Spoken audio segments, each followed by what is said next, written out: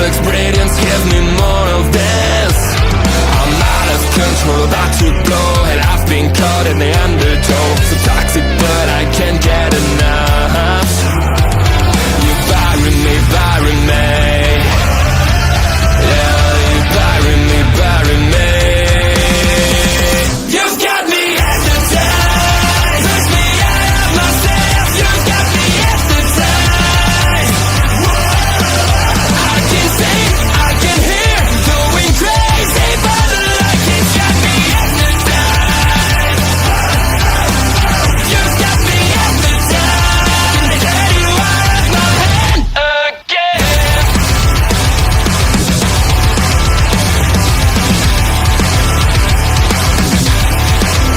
Is it wrong? Is it right? It's like I've won my final war without a fight. I'm out of control, about to blow, and I've been caught in the undertow. So toxic, but I can't get enough. You bury me, bury me. I know you bury me, bury me. You've got me hypnotized, push me out of myself. You've got me hypnotized. Always do it on my own, so I gotta get through it. And the only thing I know is to love what I'm doing. Never give up, never slow, till I finally prove it. Never listen to the no's, I just wanna keep moving. Keep my head up when I act, head up, that's a fact. Never looking back, I'ma keep myself on track. Keep my head up, staying strong, always moving on. Feel I don't belong, tell my thoughts to move along. Push myself to be the best, die with no regrets. Live with every breath, see my message start to spread. And I had so many dreams, then you hit your teens. Life ain't really what it seems, try to find out what it means. Hello, everyone, and welcome to your first of two post shows between the two of us. This will be fun today. I am, of course, OLED Ed Fries, joined once again by El Grande Americano's #2 fan in the world, Mark Talks Wrestling. You have to think that at some point today, there's an overlord that's going to be watching us, knowing that we've got two shows to do together, knowing at one point, two may be too much for both of us. With the shenanigans that me and you could get up to. But at the same time, no, we're going to solely concentrating on this show. For now. And for now, and then we've got probably a little bit of a mini discussion talk about Money in the Bank later on today. But Overlord, speaking of, hello, talking of him. But I have to say, as a, I think I put this to you earlier before we went live. I'm a virgin to AAA. I've always respected Mexican lucha libre wrestling. Right? I think, in personal opinion, if you make it in Mexico, you can make it anywhere. That's my personal opinion on things. But I've never really experienced a AAA show before or watched one, and we'll go through the matches. But for me, it's made me want to watch AAA a lot more. I don't know if that was the same for you. Yeah. So here's the thing. I've for many years I've popped in and out of AAA, especially for Triple Mania. I find I enjoy AAA a lot. I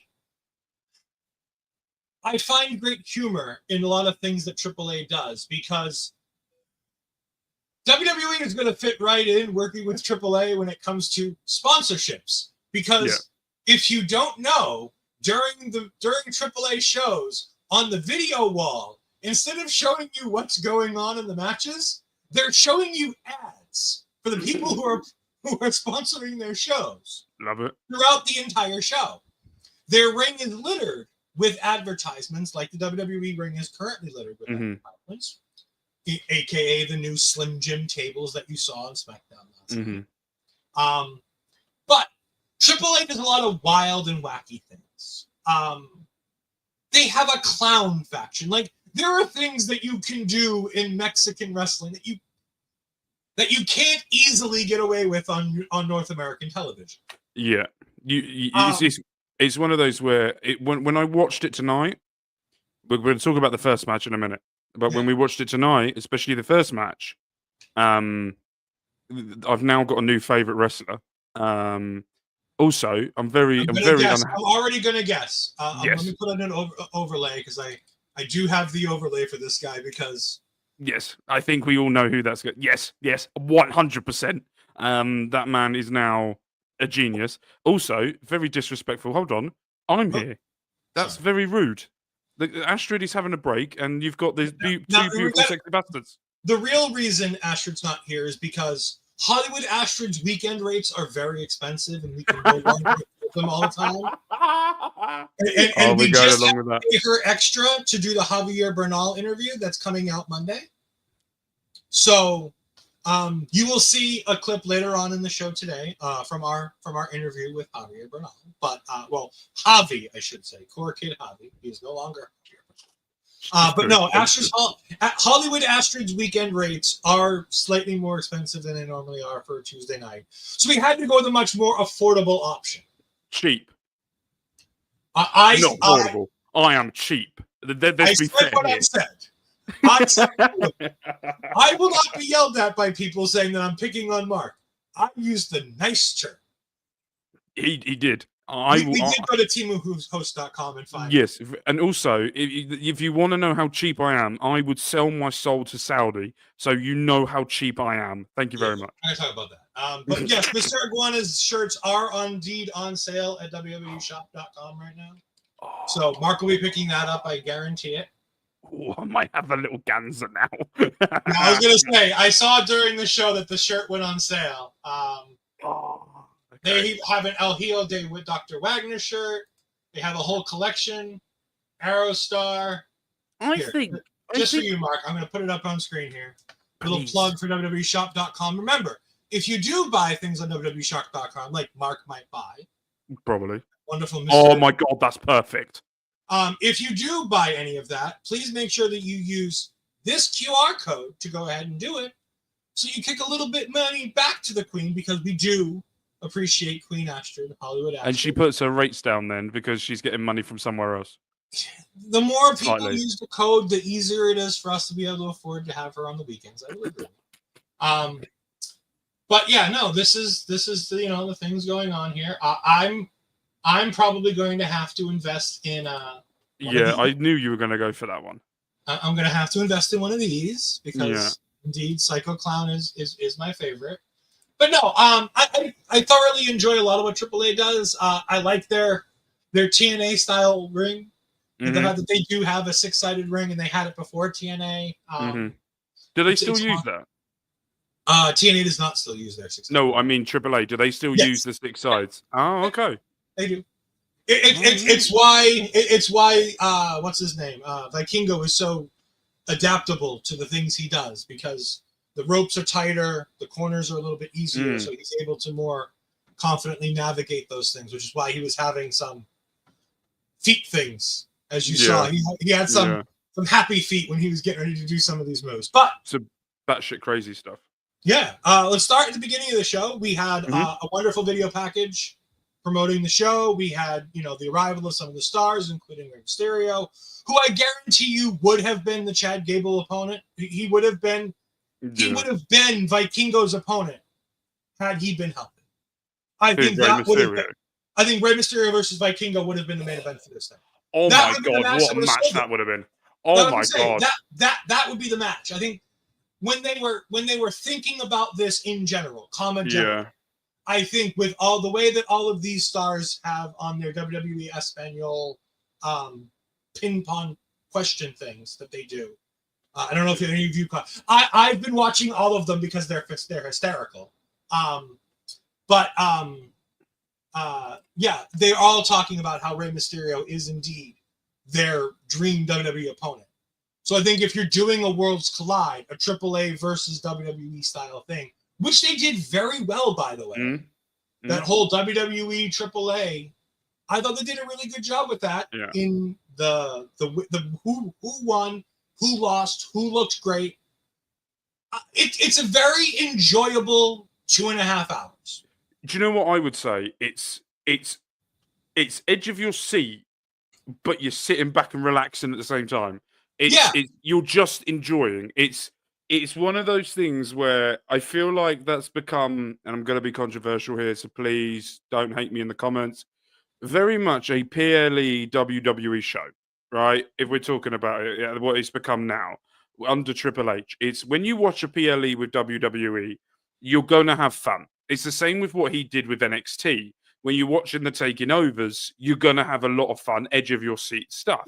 And there's some sort of stories to it. With this AAA show, it was very much for me getting to know who they were. So Rey Mysterio, I knew Rey Mysterio. If Eddie Guerrero was alive, it would be Eddie Guerrero and Rey Mysterio. Who would they have wanted to face the most? And very much that.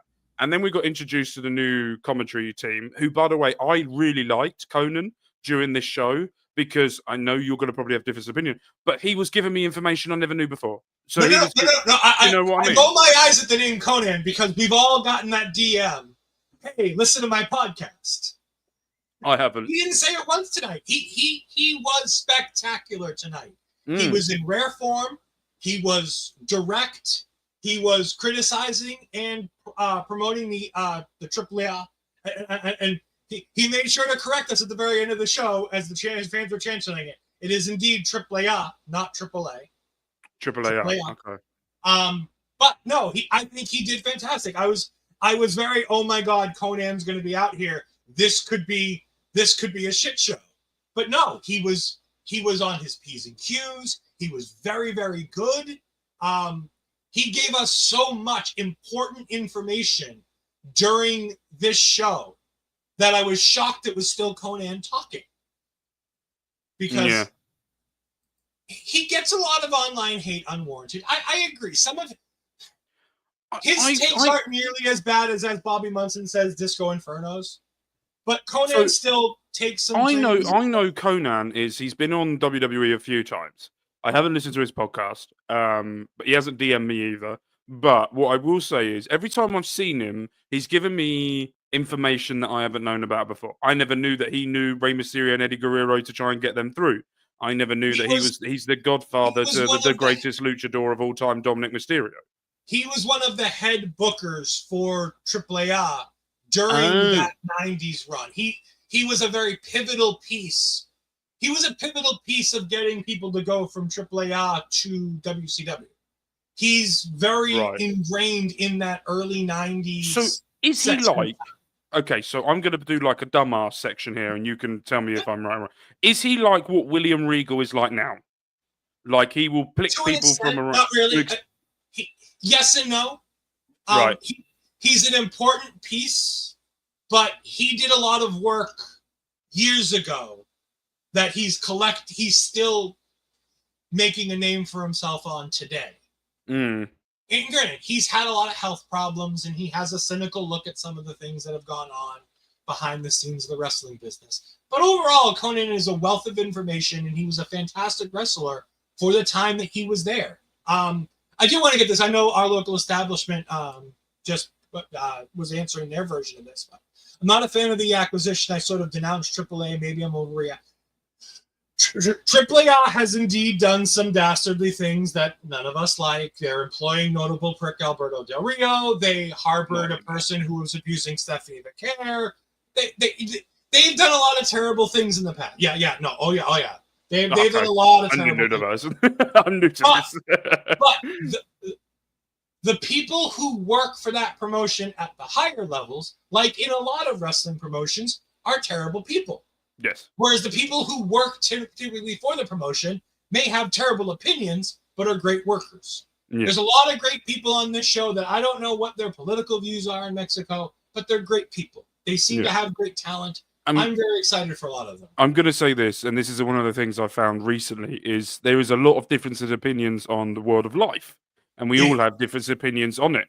But the one thing that we can all agree on is whatever happens in that squared circle is what we watch for. We can have our opinions outside, and we can all have our chats and discussions about the political world and some of the stuff that gets said outside. And that's great to have a conversation over. There's no hate. I have different opinions to other people. People have different opinions of me. But we all are mates. We all get along, and we all have chats. We all correct each other if we have to, and we move on. And that's one of the great things about wrestling at the moment is there is a lot of stuff that's happening in a certain promotion that's tied to a certain person. But what that happens is when the show starts, you watch what the action in the ring and the story that's being told, and that is why I do it. I can understand slightly what you're saying, but what you've got to understand is as well, AAA as well has got to a point where they have created some of the most exciting luchadors that have ever existed, or anyone that's excited, or anyone that's done anything. And with the money, I presume it's all probably going to be about money. With money dwindling and not going, and they may not be getting the money in, why not have that revenue stream where you can still create that little luchador, that legacy that you've got going on, and carry on creating them? But there's parts of it where you're going to have to sell your soul, just a part of it. You don't have to sell all of it. Selling your soul runs with TKO. With it going on that at the same time. So AAA, I think, have done the right thing. The same with TNA. They've done the right thing. They're still going. They're still creating their stuff. They just have a hint of WWE, and that's it. And we have no idea what AAA is going to look like going forward. With Do they have a weekly show? Acquired it. So WWE has acquired 51%. They have not done anything as of right now. From what I understand, they're not really taking any reins in terms of booking. They're not taking any reins in anything going on. Isn't Jeremy Borash going out there though to sort of help?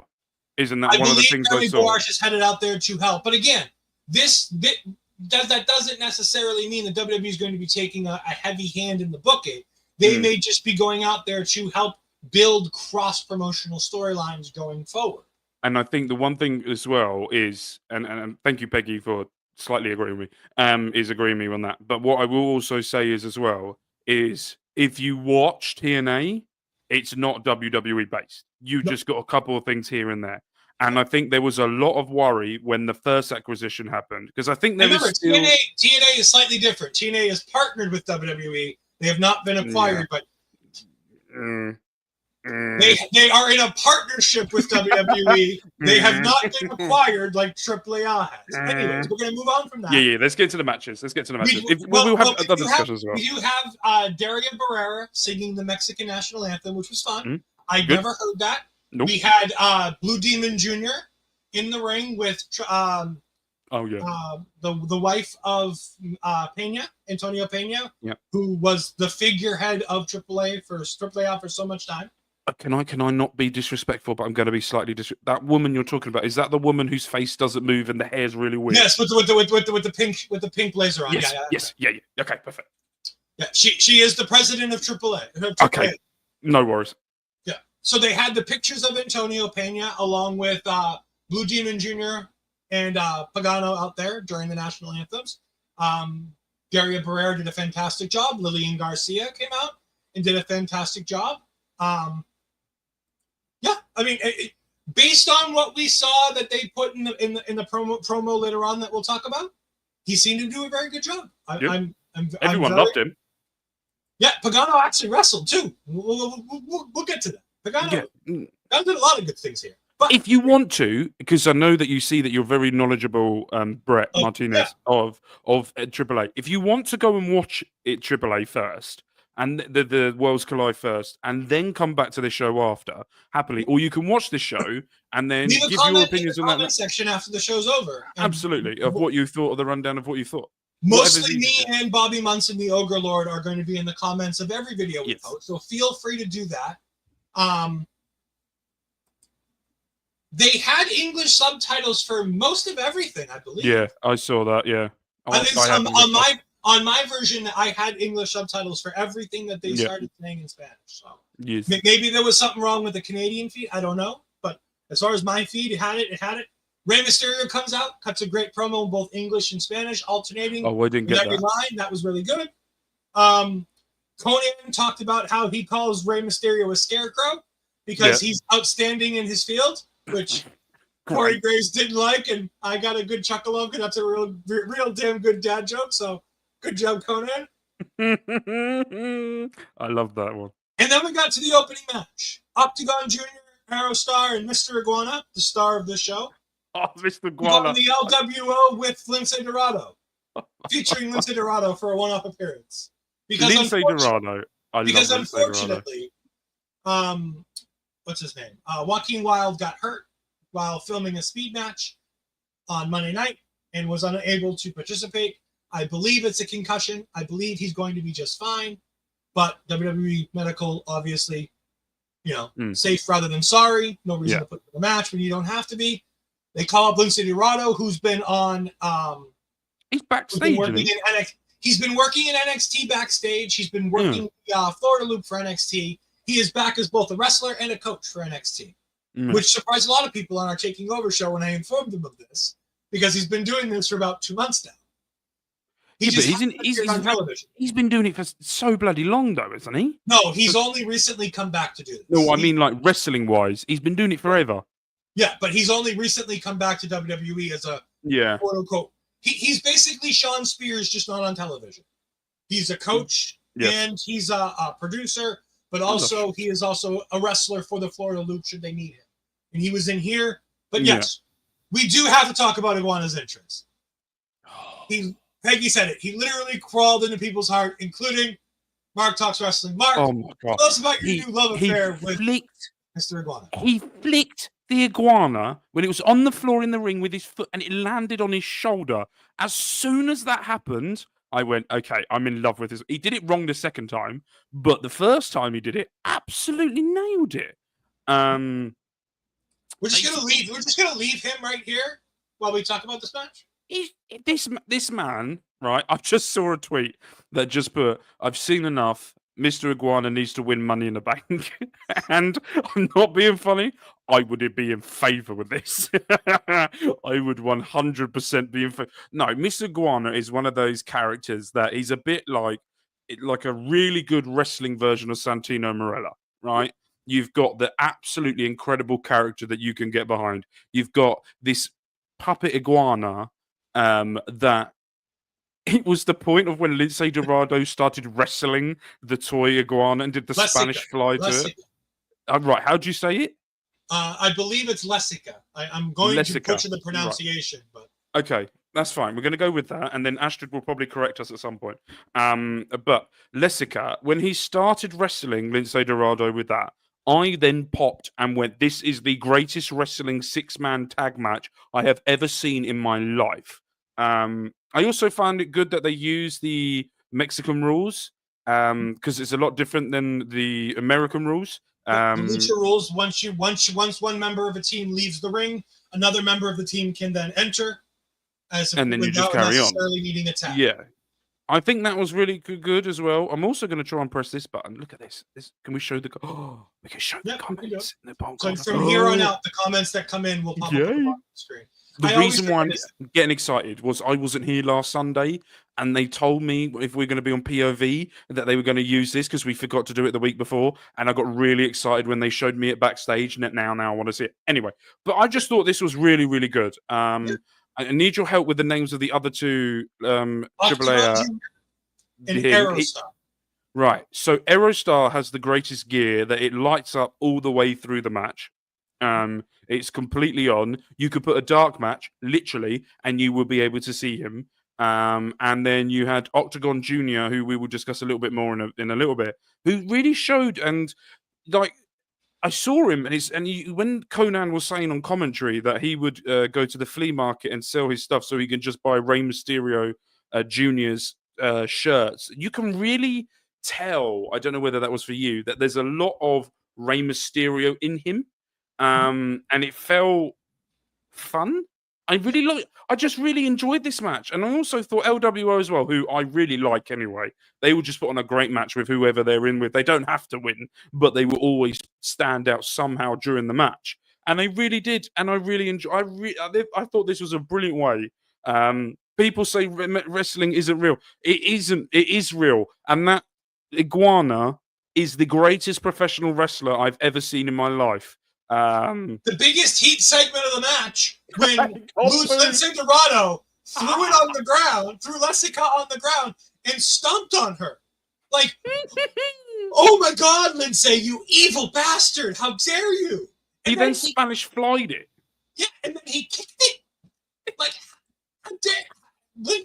I'm I'm so glad Lindsay's the one who took the pin in this match. Obviously, he was going to take the pin in this match. But they gave Cruz del Toro fantastic work in this match.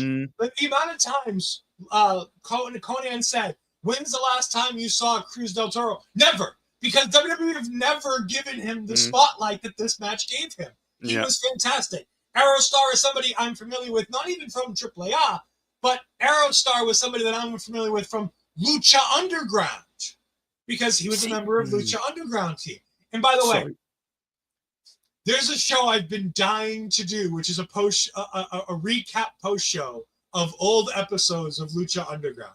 The problem is there are so many fucking terrible people in that promotion that it's hard to be able to do that. Or what we could do is reviewing Penta or anyone that's in WWE or good matches, because I've seen Penta's matches against Chelsea Green, and by God, that was horrible. I saw that, and Kairi Sane as well, if I'm right as well. The man likes wrestling women. They were all in a faction together. What? Chelsea Green? Had, JC Mateo spent a lot of time in there as Matanza. I need knowledge. I need knowledge. Anyways, this is a fantastic match. Mr. Iguana did exactly what Mr. Iguana needed to do. I thought he was tremendous. I agree. Octagon Jr. was the star of this match. He was the one that this match was built around. He gets the win with one of the coolest things I've ever seen. A Razor Ramon style follow-away slam as a moonsault off the top rope. Just, wow. What a finish. Love that. Dominic Mysterio gets on the mic. The greatest luchador of all time. For his love of Rey Mysterio. Octagon Jr. gets in his face. He pie faces Dom. Dom gets in his face. They start brawling. They brawl a couple times. At one point, Aerostar just gets out of the ring and stands on the outside and just watches the brawl, while Mr. Iguana just stands in the corner. Yes, Corey Graves gets shit on all night by Conan in the most fantastic ways. And Graves, such a good sport about it. He's like, Conan calling this with you was great. By the way, I'm so sad that we didn't get to see Graves calling his brother's match tonight, because for those that don't know, Sam Adonis, Corey Graves' brother, plays a MAGA character. At least he did in 2016 in AAA, and I believe he's still employed down there at AAA. Because I remember when this show got announced, Graves was very excited because he said, my brother works there. So I was very much hoping we could have gotten one of those things, but we didn't. And Dominic, as he after the brawl ends, says that he's going to challenge Octagon Jr. later tonight, and he's going to make sure the Intercontinental title is on the line. So, yes, he's taking on a guy who already wrestled. Very Dominic Mysterio of him. Yes. But brilliant. We're going to get an Intercontinental title match to be the fifth match on a Money in the Bank card that needed one more match. Yeah. Now, I would have preferred a women's match, to be honest. I'm going to be controversial. But we'll take what we get. You say, right, I'm going to interrupt you here. And as much as I respect women's wrestling, as much as I respect them women's getting more time, but Dominic Mysterio is the greatest thing to ever happen in lucha wrestling. So for him to grace his presence... Well, then he should have been on this show as opposed to... No, he watched this show. It was all about presence. And then that bum of a Rey Mysterio copy decided to put his hands on the most beautiful looking man. No, don't you take away from me. But no, honestly, if I'm taking my bias hat off, but I'm excited for this match. I think it'll be a fun match. And I've really thought about this recently. I want Dominic Mysterio away from the Judgment Day, and I want Dominic Mysterio. He can stay with Liv Morgan; they can do their thing. But I want Dominic Mysterio to do more him, because I feel like he's ready, and I think it's his time now to do it. Yes, he is, because he's the greatest of all time. But no, I'm excited for this match. Yeah. We then had the Antonio Pena vignette where they went through the history of AAA. They went through Antonio Pena's history with running the organization, why he started it, how it supercharged is the word they used, the Lucha Libre scene in Mexico. And they talked about some of the stars that were introduced to us via AAA. People like Rey Mysterio, Conan, a lot of, like I said, the luchadors from the WCW in the mid to late 90s. A lot of them were AAA stars who got brought over when Conan came over and started helping all the other guys get booked. And remember, some of the best parts of WCW Monday Nitro during the Monday Night Wars were the fact that they would open with the luchadors. The cruiserweights were the ones who would open the shows. And that's where you had your Dean Malenkos, your Chris Jerichos, your Eddie Guerreros, your Rey Mysterios. All of those fantastic talents were all in that cruiserweight division. You even had Hector Garza, who we'll talk about his son and nephew later. We then had the Legado del Fantasma promo, which was really good. I really enjoyed this. It got them over with their history in AAA.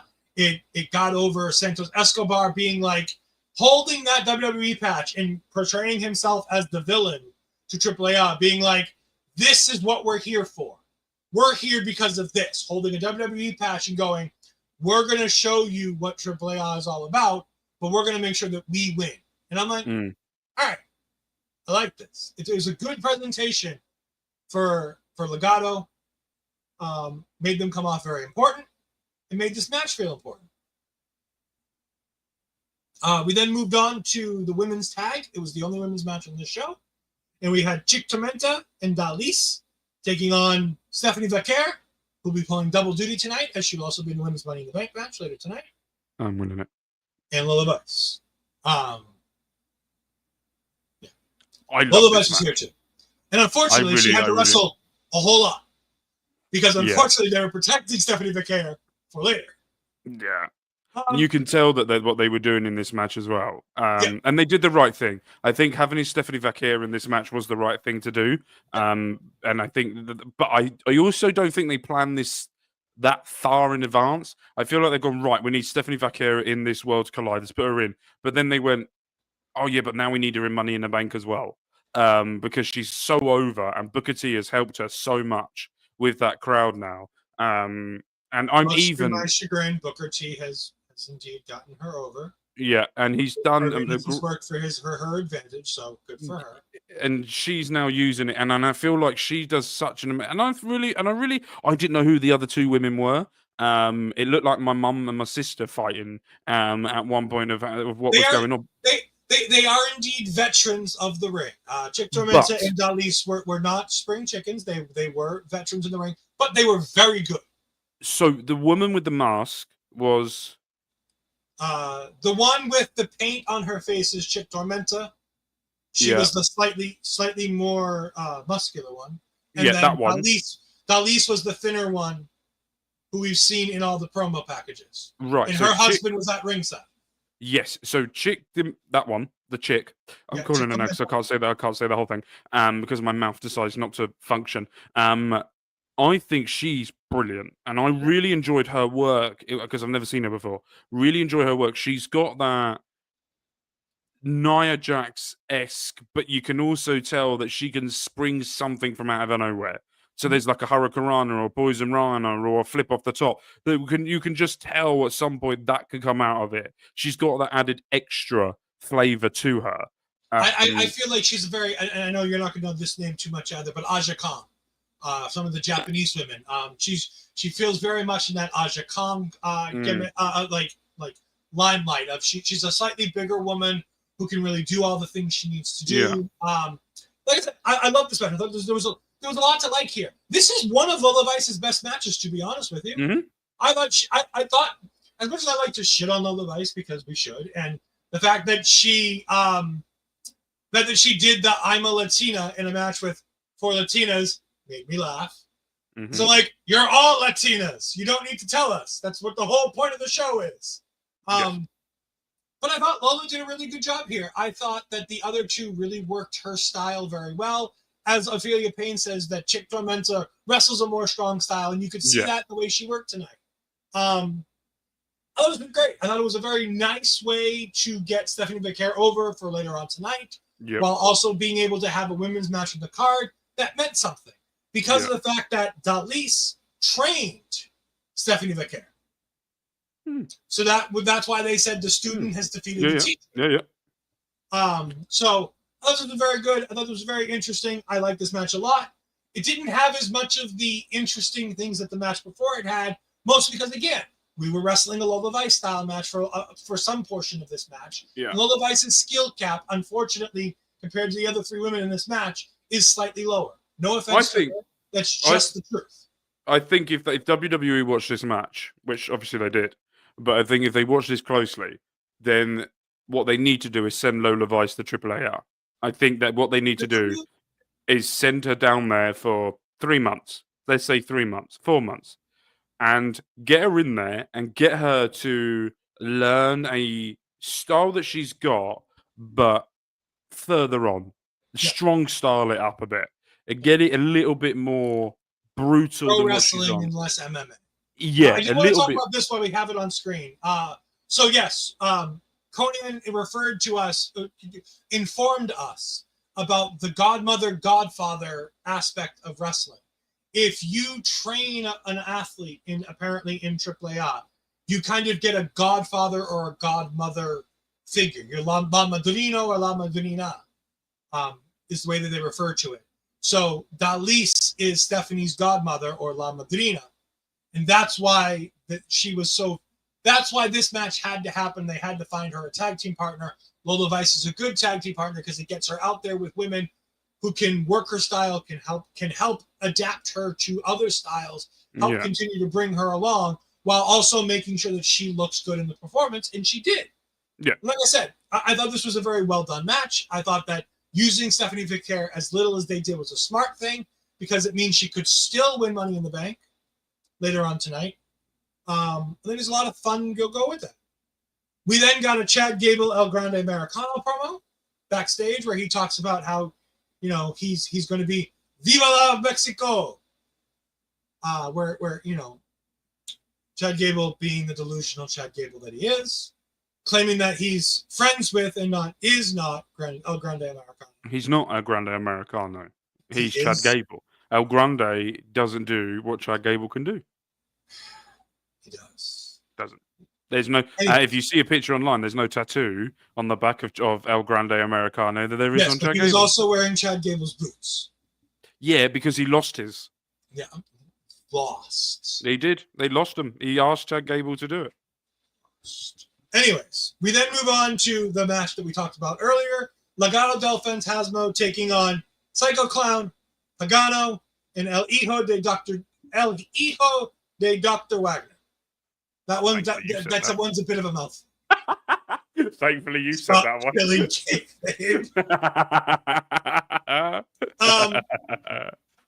This match was just sensational. There's so much good stuff. Maybe they were Chelsea Green's boots.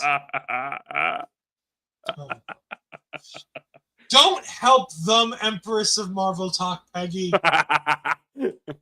Don't help them. She's right there. They were Chelsea Greens. They were the same size feet as Chelsea. That's why. I'm sure that El Grande Americano has the same size feet as Chelsea. He does.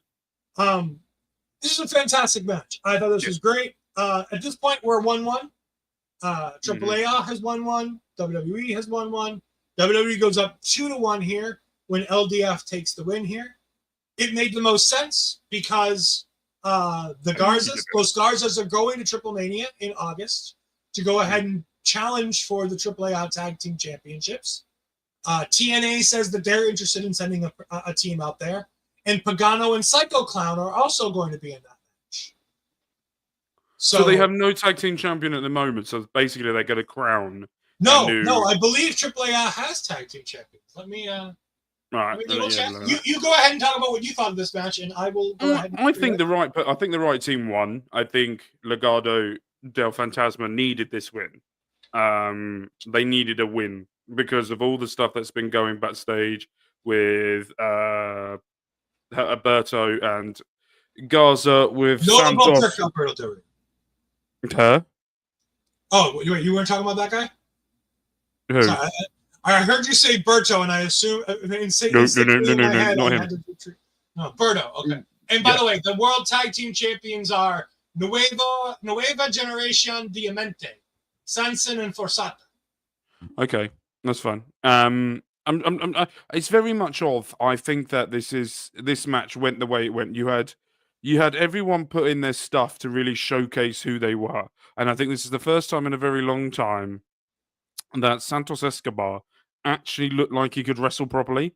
Then because every time we've seen him before, then we know that he can go, but we haven't seen him really shine anywhere since the LWO breakup. Since he moved out of that and did that whole thing with Rey Mysterio, so it was nice to see that. And Garza and Berto as well did really, really well to showcase their skills. Because Garza's had history, his family history in AAA era as well before. What they were talking about Conan as well. So, and I think Conan was right. I think he said during the match, like he said before with Cruz del Toro, when was the last time you saw them perform like this during a match? And he's right. He's right about them. I just hope we can see it more of it. They were in matching gear, and if you're a tag team, you have to match. It's one of those unwritten rules that has to be written. It annoys me when they don't. What are your thoughts? I really loved this. I thought this was a really fun match. I thought it was interesting getting a glimpse into, because I talk about how much I love Psycho Clown, just because I love the idea of an evil clown faction. Yes. And the fact that we have Los Psycho Circus. That would live up to Astrid and Bobby Street though, surely, with that horror crap. I mean, films. Yeah, I agree. But yeah, no, Psycho Clown being part of this group with a whole bunch of other guys, including Monster Clown and Murder Clown. Murder Clown. Murder Clown. Yeah, his name is. That's his name. Yeah, Murder Clown. Okay. Hold on. Please tell me that's his actual name. They don't have a picture of him. They just have a picture of his tag team partner, Psycho Clown. Anyways, right. No, I love this match. I thought there was a lot of fun here. When they did the dive, where Pagano does the dive, and Santos pulls Berto out of the way, and he just flat lands on the ground. Oh, the sound that made turned my stomach. Yeah. That just plop.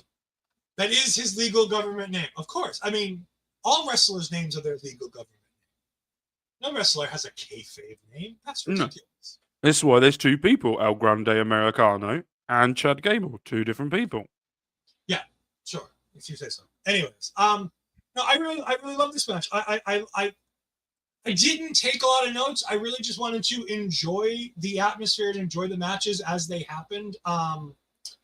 I thought this was really good. I thought it was a really well done 6-man tag, and I thought that they eliminated people in a nice and interesting way with that dive off the top out to the outside in the corner, which kind of carried out all 4 out of the 6 competitors, leaving just El Hijo de Dr. Wagner to take the fall to the Phantasm driver from Santos. Yeah, I thought it was great. People forget Santos is one of these lineage wrestlers because before he came to WWE, he was El Hijo de Fantasma. His father was a professional wrestler, wrestling under the name Fantasma. He came to WWE in a mask. Well, I'm sorry. He lost the mask before he left. And he lost it because to he turned up, he took it off, didn't he? Yeah.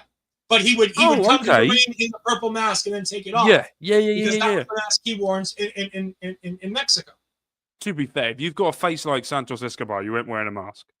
You'd be surprised how many wonderfully beautiful men It's really annoying, though, isn't it? It's really annoying. Like, why are you wearing a mask? Have you seen your face?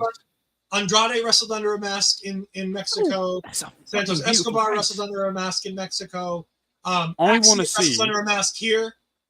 You've just said a name. I want to see Andrade versus any one of them. That looks so many great matches that could be made. There's a lot of fun that can happen with this with WWE acquiring AAA. Yeah. There are a lot of fun matches back and forth. And think about it. We're going to see on an official WWE main roster premium live event later tonight. We are going to see a AAA star in a match for a Now, granted, there's no chance he defeats Dominic Mysterio. No.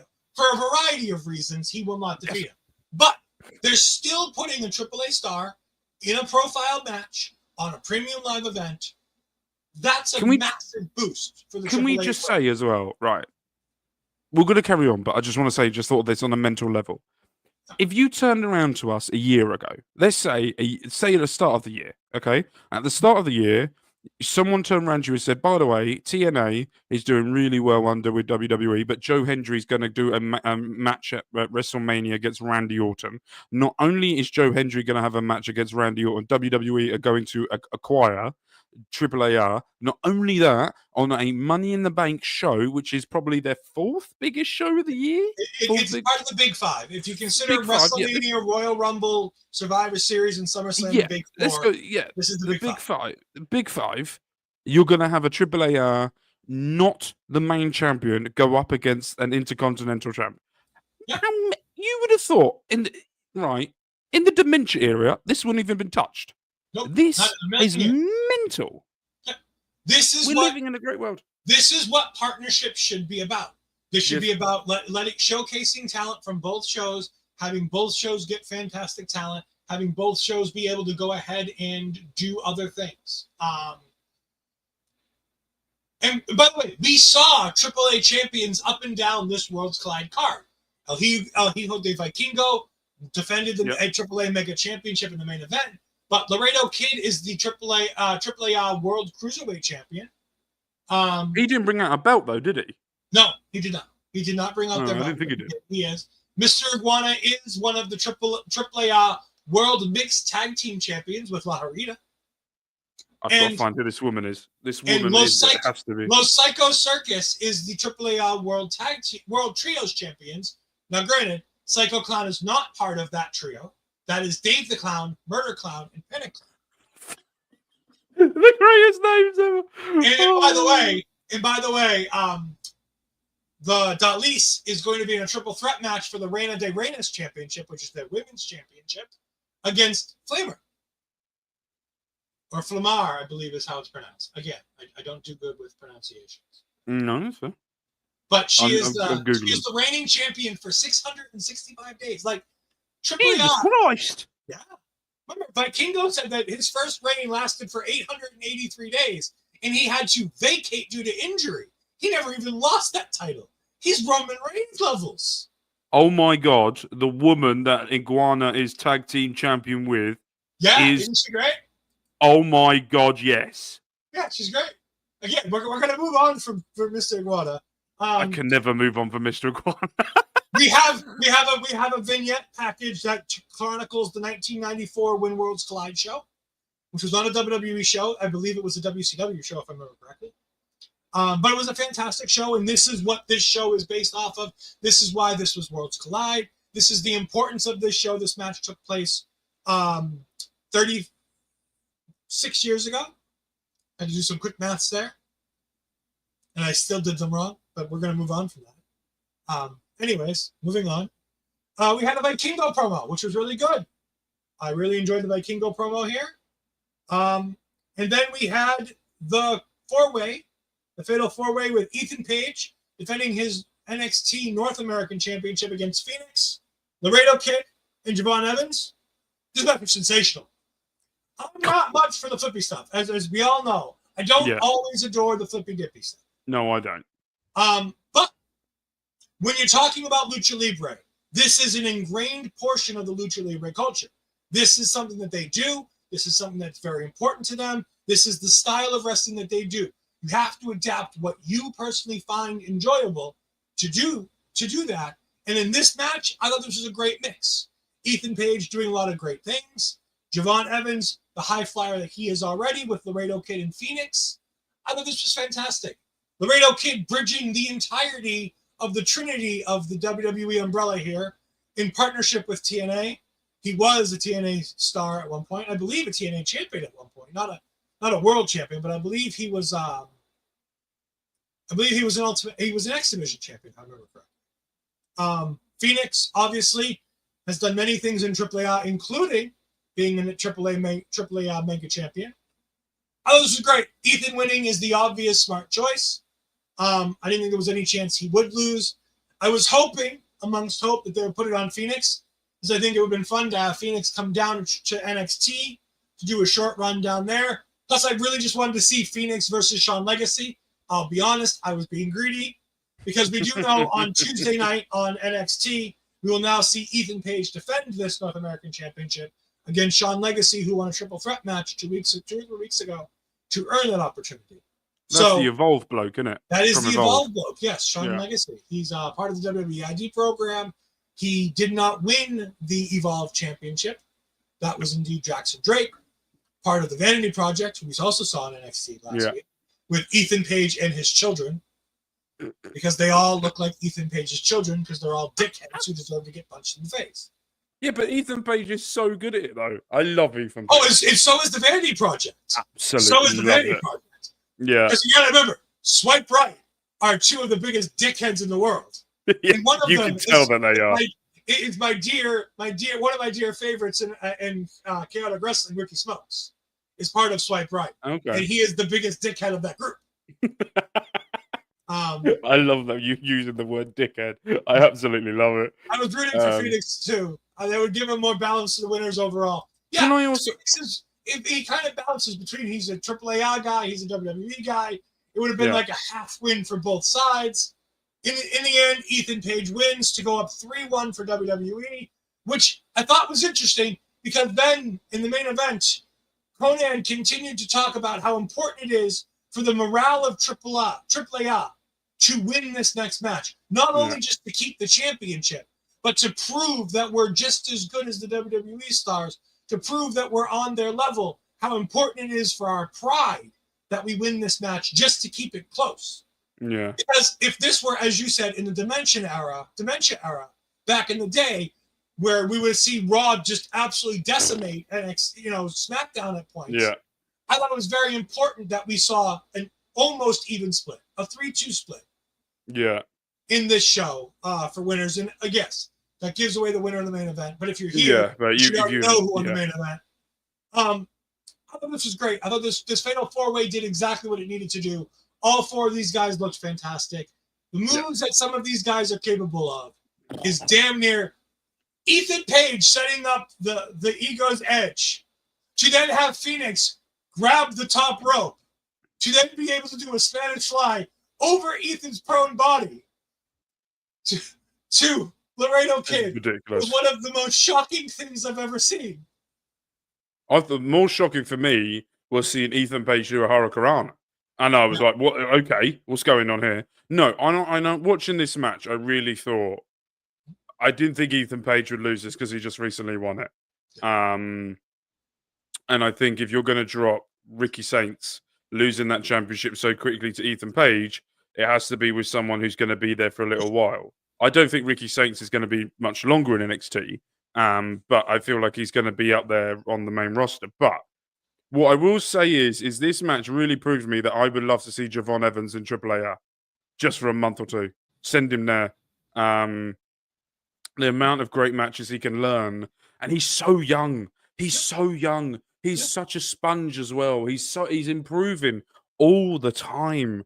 And his matches leading up to Stand and Deliver and including Stand and Deliver have made Javon Evans a main event player. He's not main event like you think of your top baby faces and your top heels, and he's at the top of any of those lists. But he is indeed certainly. You can see him in matches for the World Championship and believe that he could potentially win it. Hell, at one point I was on the fence about whether I thought he was going to win in a Stand and Deliver with the help of Dark State. You were at one point saying that. Javon Evans having an excursion in AAA would be fantastic. I do want to get to Peggy's point here, because it's a very good one and an interesting one. How do you feel about the promo saying that AAA is the premier Mexican promotion? I have a feeling that this is just WWE trying to promote the people that they're in partnership more than it's a dig at CMLL, who's in partnership with AEW. I truly believe this is more of a prop up who we're working with as opposed to knock down who's not working with us. So I wouldn't have known of CMLL, them. For me, the promos of when they're saying the premiere of it, I would say it wasn't a dig. I would say that it was giving me a purpose of why I should watch it as a virgin lucha libre watching Mexican wrestling. And you So should, for by the way, me, you should if you get the opportunity. yeah, I'm definitely going to watch more now. But And I Brett don't. coming up with some important information. CMLL is the oldest and biggest promotion in Mexico. So, and they've already taken digs at. And again, that's not unexpected to have CMLL and AAA taking digs at each other. So is CMLL the same as like WWE and AEW? That type of thing. It would have been more like WCW and WWE back in the 90s. All right, I got you. It's more of a they're the two biggest and again, I understand AEW is that promotion now, the big competition. But like WCW was, at times beating WWE in the ratings, 86 weeks, yada yada. I think it's along that level. Like I said, I don't think it's necessarily a dig. I see Peggy's point. It could have been a dig. I think it's an interesting talking point. But at the end of the day, I don't really think it was that big of a dig. I think it's just, again, everybody wants to prop up who they feel they're working with as the best. Yeah. No, Peggy, I could see it being a dig, and I don't necessarily put it past the people at WWE to do that. But like I said, I think it's more of propping up than tearing down. Yeah, I agree. In this case, WWE and TKO are not opposed to taking shots and trying to tear down their opponents. Don't get me wrong. We know that they're willing to do that. And Brett, who knows more about versus wrestling seemingly than the two of us do. It's more like TNA and WWE in the early 2000s. Right. I get what you mean now. Okay, cool. That's perfect. But yeah, I get either way, it's a very good talking point, a very good point. We then had the Triple Mania promo where they talk about the early days of Triple Mania, the evolution of it being AAA's WrestleMania. Mm-hmm. And how they talk about how it still stands a record at about 48,000 people at the first Triple Mania. Oh, yeah. I thought it was an insane stat. It is one of the biggest Lucha Libre shows of all time. Surely they smash it now, won't they? Won't they get more people? I don't think Arena Mexico is as big as the Arena in the early days. So is the Triple Mania you said is like WWE's WrestleMania? Would they be so? I presume they would only ever do a show in Mexico. They would never take it out of Mexico. They would probably do other shows around. Well, when I say Mexico, Arena Mexico is in Mexico City. Right. But you remember, Triple Mania isn't. Okay. It's not WrestleMania. Yeah, no, I get that. No. So Triple Mania 31 took place in 2023. It was the 31st year the Triple Mania took place. There was a show in April in Monterrey, Mexico that was named Triple Mania. There was a show in Tijuana, Mexico on July 15th that was Triple Mania. And there was a show in Mexico City, Mexico on August 12th. So when we talk about Triple Mania, it doesn't necessarily mean one show. I get what you mean now. Yeah, it can be a variety of shows. Right, we've got 20 minutes, just over 20 minutes until the start of Money in the Bank, and I know me and Ed might be doing the post show with me. We will see. Most likely doing that with me. If not, it's me solo. Let's go right into Chad Gable. Yeah, let's get into this. Get to the main event. Go ahead, talk about the main event. What did you think of Vikingo versus Chad Gable? Vikingo is holy shit wrestler. I think that's probably the best way I can describe Chad Gable. I've been calling him that for a long time. My God, I've seen clips. So I've seen that the 945-degree moonsault. He did the front flip 450 times 50 that he does over, and I showed my daughter it, who's slowly getting into wrestling with me as well, and she went, "Oh my God, that's insane!" And I went, "I know." So I started watching some of the clips and compilations of his matches, and I've seen a couple of his matches he done in TNA recently as well before he got injured. And I want to say as well, I just think it's phenomenal how Chad Gable is really learning from his best friend El Grande how to wrestle that type of style. Stop rolling your eyes at me. And doing that at me. But no, I think it's been phenomenal, and I think it was a phenomenal match. I think the super pile driver off the top rope by Chad Gable on Vikingo as well was amazing. I think when he did that 750 million splash on the outside to Chad Gable was ridiculous. I think they both went, right, we've got to show out and show up for each other. And I want to say this as well. And we talk about the high flying and Chad Gable doing well at but I want to talk about Vikingo selling. He sold that right leg like his life depending on it. And there was a point near the end of the match where he ran up to the corner and he could not, and he really struggled to turn around on that as well. And I was like, oh, Chad Gable's actually got a chance of winning this. And I went, okay, they normally put that stuff in to really sell when a champion loses. And I was like, okay, he's got a chance of losing this. And he absolutely did it phenomenal with that. But at the ending, I think it was phenomenal. I think it was a great match, a really excellent main event. They're currently on WWE YouTube where they're doing the pre-show to Money in the Bank. They're showing the highlights of Chad Gable versus Vikingo on there right now. So yeah, go and watch it. Brett's really impressed with the first half of the show. Love to hear the stand. Yeah, I was gonna say I was gonna put some of his comments up as later on as we've definitely been seeing it so far. It's really like I said. This main event was spectacular. I thought it did a great job of showing off Chad Gable, making both Gable and Vikingo seem like either one could win when you really knew there was no way Chad Gable was winning this match here. Yeah. Now, I won't say that there's not a chance that Chad Gable doesn't cash in on Vikingo at some point to win the Mega Championship.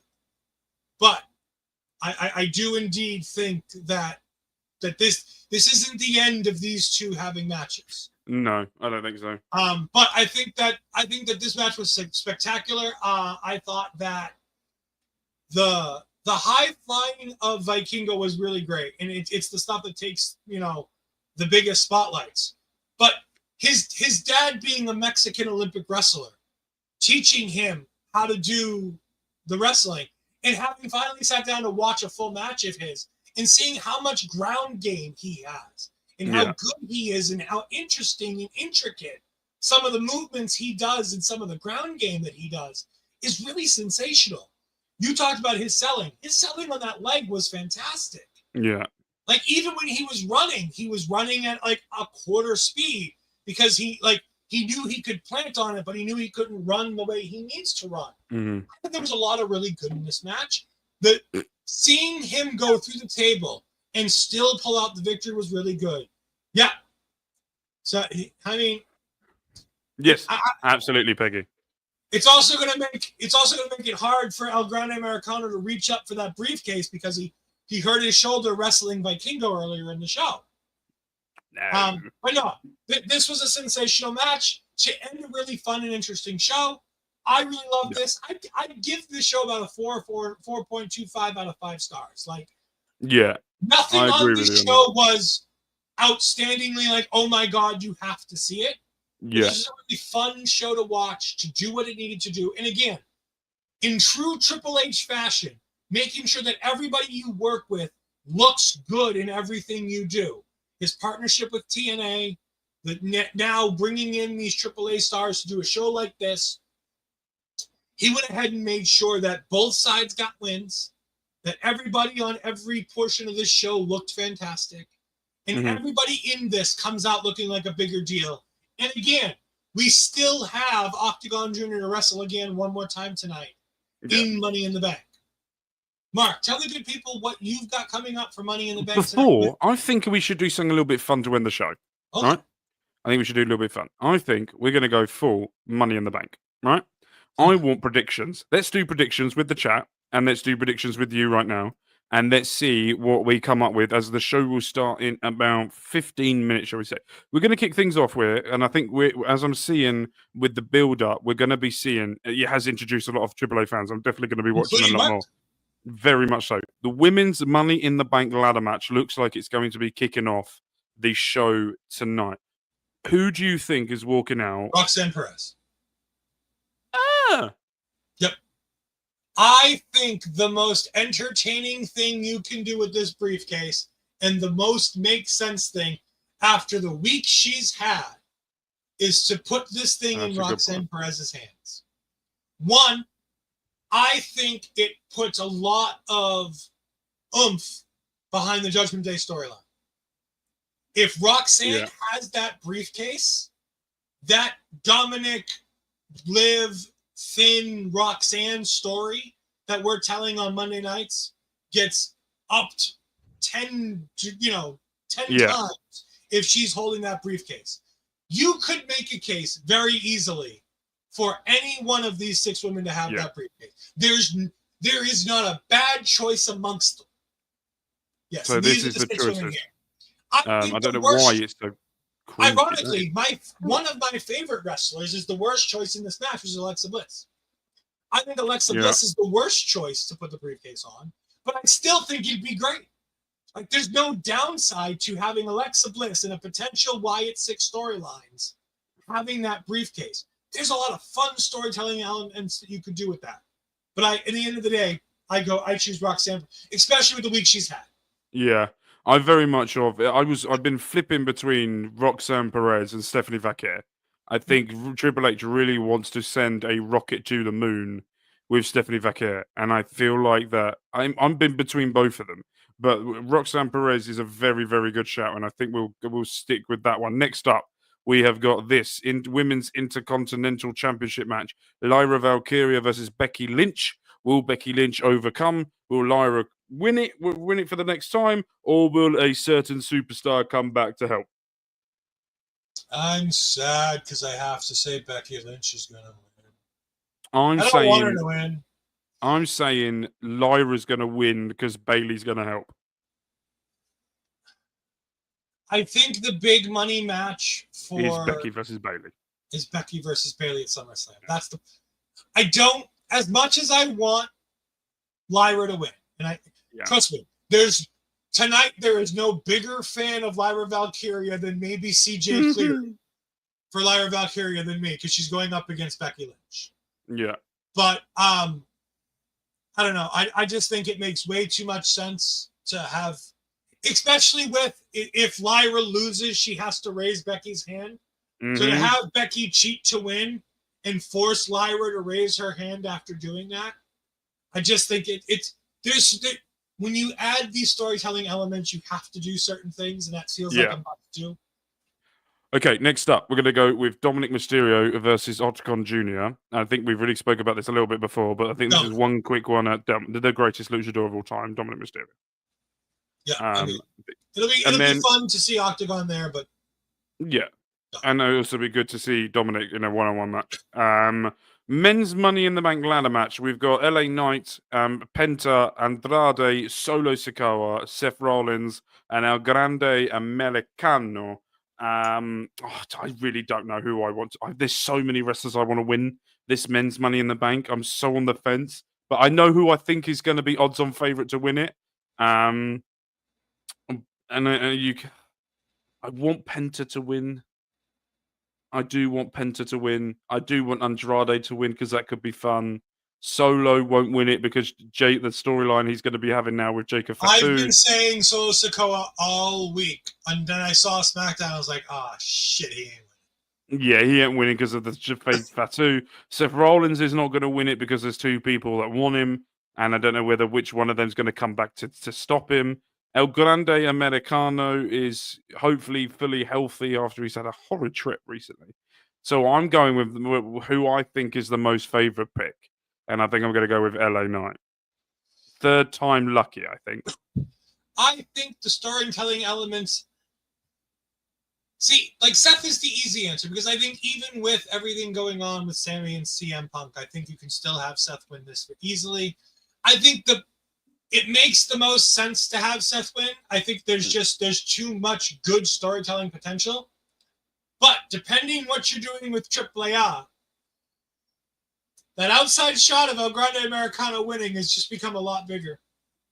I'm telling you. You think he could cash the Money in the Bank briefcase? On the AAA Mega Championship at Triple Mania? Absolutely. Really? I don't see a reason not to, because I think that gets to a WrestleMania match between him and Vikingo for the AAA Mega Championship in a mask versus title match. That's a Like, good shout. there's a potential that that's your WrestleMania match for Chad Gable.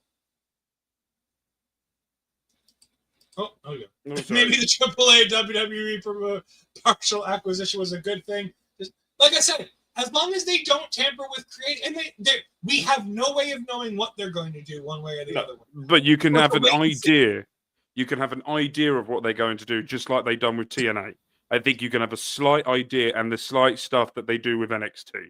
I think if they get a majority, they're going to want a little bit more of control over things. But at the same time, if you look at the way they've done things with TNA and do it, right, let's get to our main event. I'm presuming this is going to be the main event.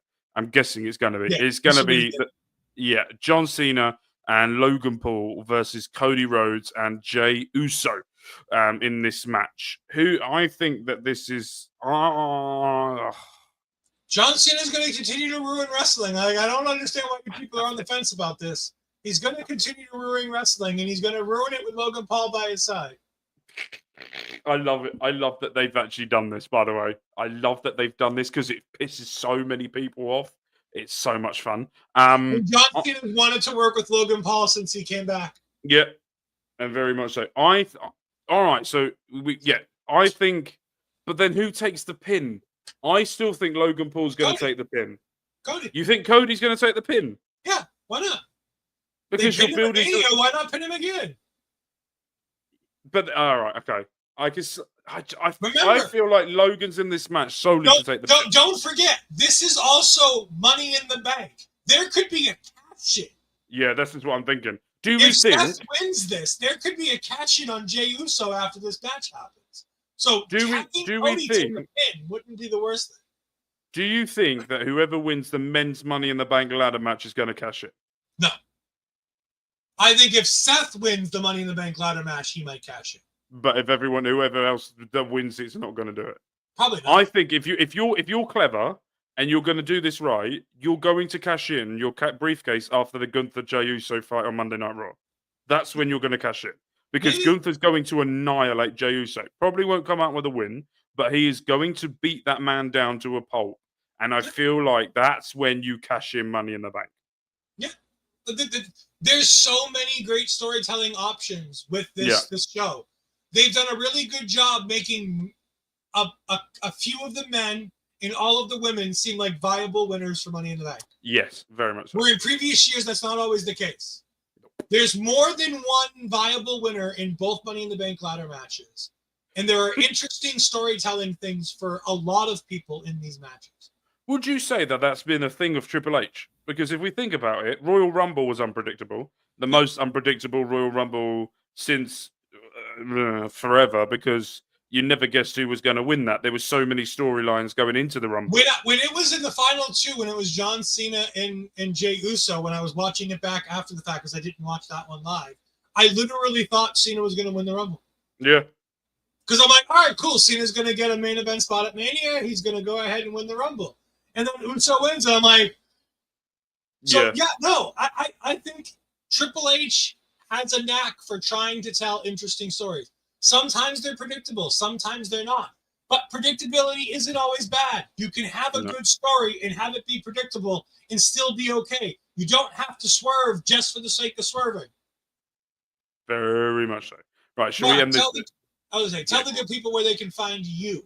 I am on Mark Talks Football. Me and Bobby Munson are doing Around the World Football Manager Save on there, where we're going to different places. And we're currently in Indonesia doing a save there. And on WWE 2K25 on Mark Talks Wrestling, we are in No Mercy. And if you haven't already, I would really explain that you guys have to go and watch today's episode. It was Julia versus Rhea Ripley, an Extreme Rules match. And it was the most extreme fun I have created in a match that I've done before.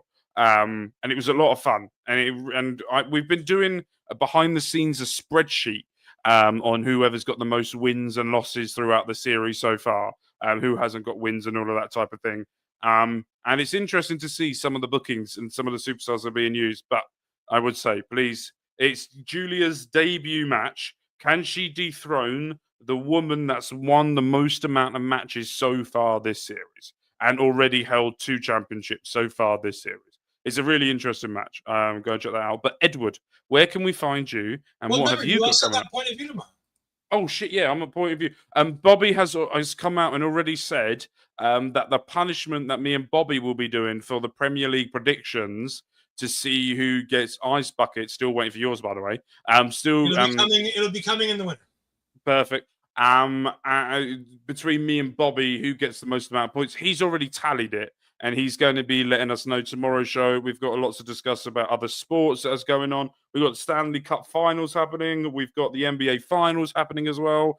Lots of stuff is going on. So make sure you come tomorrow and have a chat with us about that. Yeah, Tyrese Halliburton making all the teams he plays against choke, apparently. He did it to the Knicks. He did it to the Pacers He did it to the Thunder the other night. Yeah. Like I said to you just now, I've told the guys that my Ice Bucket Challenge, it was supposed to happen in the winter, but there was a lot of things going on. It will happen in the winter because it's unfair for the people who did it in the winter when they were supposed to, for me to do it in the middle of an 80-degree day on a summer day. you found a way out of it. So I have agreed that I will do it in the winter time to go through the proper pain that I'm supposed to go through with it, because that only seems fair. Proper pain. I love how you can find me on Twitter and Blue Skies at EdFries12584. You can find me on Twitch at twitch.tv/EdFries2002, where I will be having all kinds of wonderful things going on. You can also make sure to check out me and Astrid's interview with one Javier Bernal as we go ahead and get ready to release that interview on Monday. And speaking of that interview, I do want to go ahead and just try to add a clip. Oh, it's too big. I'm going to have to get Astrid to help. Yeah, just go back to the other page. If it's on the other page, go back to it. Okay. No, I don't think it's in either one. Oh, right. Okay. I was going to say, if it's on there, go and click it on. No, I'll have to. That's the wrong button. Oh. Yeah. No, me and Astrid had a wonderful thing. You can go on to Our Local Establishment YouTube page where you can see that clip where we asked Javi about his big body Javi segments with Mackenzie Mitchell. Fantastic stuff there. Oh, what a wrestler. I was going to say, what great stuff. We got 2 more clips coming up over the next couple days that we're going to release. And again, the interview releases Monday night, 6 p.m. On the Our Local Establishment channels, 5 p.m. on the Astrid Bizarro YouTube channel. Please give both a watch. Please give us a subscribe. We are on the way to our first level of monetization, and we're hoping this will help us get over the hump. We had to break out the Ole credit card for this one because it was something me and Astrid desperately wanted to do. So we're very excited for this interview with Big Body Javi. It was a great 45 minutes of time. Please go ahead and check that out, and then we'll be back again Tuesday night, talk all things NXT on Taking Over. But for myself, for Mark Talks Wrestling, that has been Our Local Establishment post show. Go watch Money in the Bank in 4 minutes with Tom Colliehue, and we'll see you next time. Goodbye. Always do it on my own, so I gotta get through it. And the only thing I know is to love what I'm doing. Never give up, never slow, till I finally prove it. Never listen to the no's, I just wanna keep moving.